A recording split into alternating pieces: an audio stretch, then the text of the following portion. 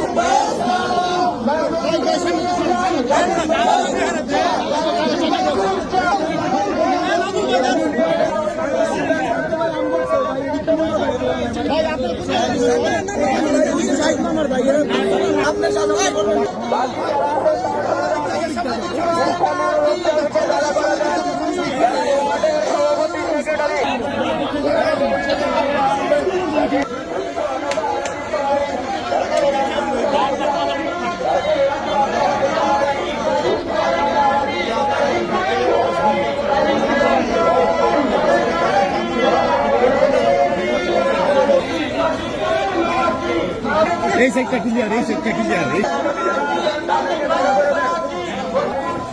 সামনে যাওয়া, সামনে যাওয়া, সামনে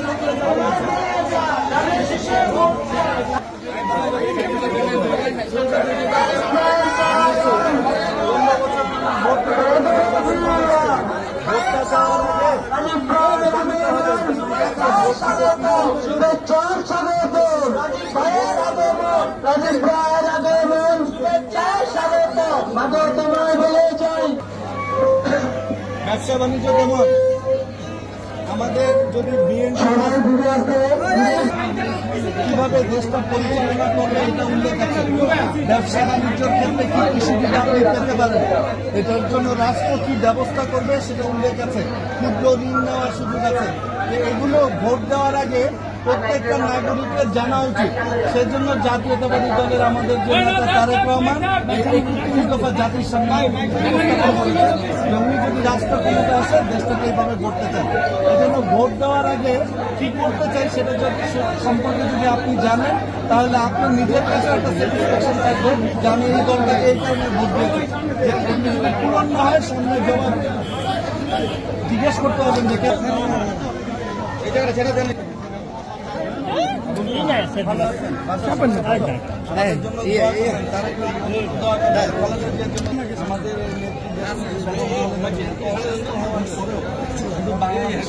আমাদের চিন্তা করে নির্যাতনের সহ্য করেছেন, ওনার ছেলেদেরকে নির্যাতন করেছে, তারপরে উনি দেশ ছেড়ে যান নাই। কেন জানেন? শুধু আমার আপনার জন্য, আমার আপনার নিশ্চয়তার জন্য, ভবিষ্যৎ প্রজন্মের জন্য উনি এই আপসহীন থেকে বাংলাদেশের মানুষের যে অধিকার সেই অধিকার ফিরিয়ে আনার আন্দোলনে সবসময় সক্রিয় ছিলেন।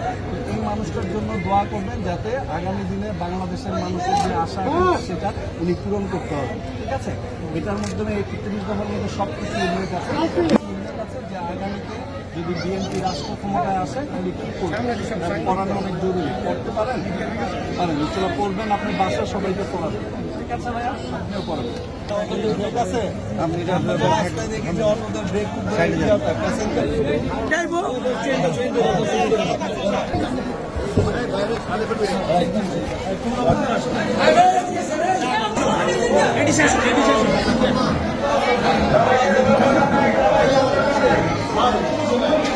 সব মায়েরা